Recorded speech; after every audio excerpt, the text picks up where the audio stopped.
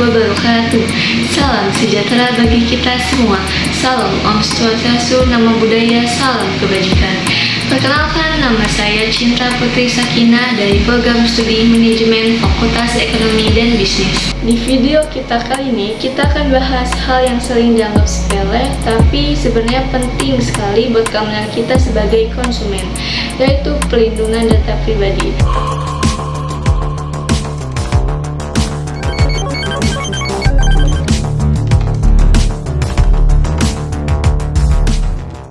Banyak orang belum sadar kalau informasi yang kita berikan saat belanja atau daftar layanan bisa berdampak besar kalau tidak dikelola dengan benar. Apa sih itu data pribadi? Data pribadi itu bukan cuma nama dan nomor telepon. Ada banyak hal yang masuk kategori ini, seperti alamat rumah, email, identitas di aplikasi, riwayat belanja, sampai data finansial. Semakin banyak layanan digital yang kita pakai, semakin banyak juga jejak yang kita tinggalkan. Karena itu, penting untuk sadar bahwa setiap informasi yang kita berikan punya risiko kalau tidak dikelola dengan benar. Kenapa data perlindungan itu penting? Data pribadi bisa disalahgunakan untuk hal yang merugikan, misalnya penipuan, penyalahgunaan identitas, atau kebocoran transaksi. Banyak kasus yang muncul justru karena konsumen tidak tahu bagaimana datanya diolah. Padahal perusahaan punya tanggung jawab untuk menjaga kepercayaan dengan memastikan data pelanggan tetap aman. Begitu data bocor, dampaknya bukan hanya finansial, tapi juga rasa aman seseorang bisa hilang.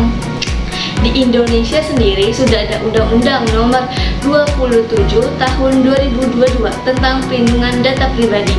Undang-undang ini melindungi informasi pribadi seperti nama lengkap, NIK, nomor telepon, email, hingga data kesehatan. Isi dari Undang-Undang Nomor 27 Tahun 2022 yaitu pertama, mengatur hak dan kewajiban terkait pengumpulan, penyimpanan, pemrosesan, dan penggunaan data pribadi oleh pemerintah, swasta, atau pihak manapun di Indonesia. Lalu yang kedua, yaitu memberi hak kepada pemilik data atau subjek data untuk mengetahui, mengakses, memperbaiki, menghapus, dan menarik persetujuan atas penggunaan data pribadinya. Lalu yang ketiga, menetapkan kewajiban pengendali dan pemrosesan data secara aman, transparan, sesuai tujuan, dan memberitahu jika terjadi kebocoran data. Lalu yang keempat, mengatur transfer data pribadi ke luar negeri, syarat-syaratnya, serta pembentukan otoritas pengawasan.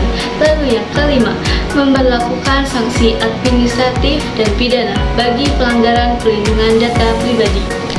Bayangkan kalau data pribadi kita bocor, bisa disalahgunakan untuk penipuan atau pencurian identitas. Makanya penting banget nih untuk kita berhati-hati dalam membagikan data pribadi, baik online maupun offline.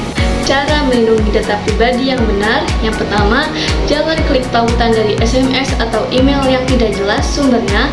Lalu yang kedua, hindari membagikan data yang sensitif sembarangan. Lalu yang ketiga, gunakan kata sandi yang kuat dan hindari menggunakan kata sandi yang sama untuk semua platform. Yang keempat, jangan bagikan OTP kepada siapapun. Lalu yang terakhir, periksa ulang izin akses aplikasi sebelum klik setuju. Apa saja sih yang harus kita lakukan apabila data pribadi kita tersebar secara luas dan ilegal? Yang pertama, ubah semua kata sandi akun yang penting seperti email, akun bank, hingga media sosial. Prioritaskan akun yang terhubung ke nomor telepon atau email yang bocor. Lalu yang kedua, blokir atau nonaktifkan akun yang beresiko. Lalu yang ketiga, laporkan jika terjadi penyalahgunaan data pribadi ke pihak yang berwenang dan lakukan tindakan secepatnya. Di Indonesia sendiri, kamu bisa lapor ke Kementerian Kominfo, layanan adu siber, atau kepolisian melalui laporan online jika ada kerugian atau penyalahgunaan. Lalu yang keempat, setelah data bocor, pelaku biasanya mencoba menghubungi korban untuk melakukan penipuan lanjutan. Maka dari itu, jangan klik link atau merespon pesan yang mencurigakan.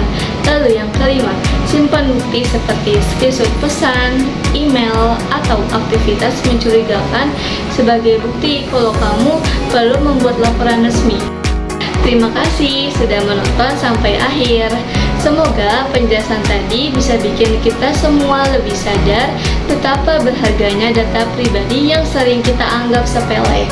Jika suatu saat kamu menghadapi situasi yang membuatmu merasa data sedang disalahgunakan atau tersebar tanpa izin, jangan panik. Langkah-langkah yang barusan aku bahas bisa jadi pegangan pertama untuk melindungi diri dan mencegah dampak yang lebih besar. Yang penting, tetap waspada, jangan mudah memberikan informasi sensitif, dan biasakan cek ulang sebelum mengisi atau mengklik apapun. Yuk sama-sama kita jaga pribadi. Ingat, data pribadi kita, tanggung jawab kita. Lindungi dari sekarang untuk masa depan yang aman. Don't forget, subscribe, like, comment, and share ke orang lain yang membutuhkan ya. Sampai jumpa di video berikutnya, dan tetap jaga data pribadi kamu dengan baik. Akhir kata saya ucapkan wassalamualaikum warahmatullahi wabarakatuh.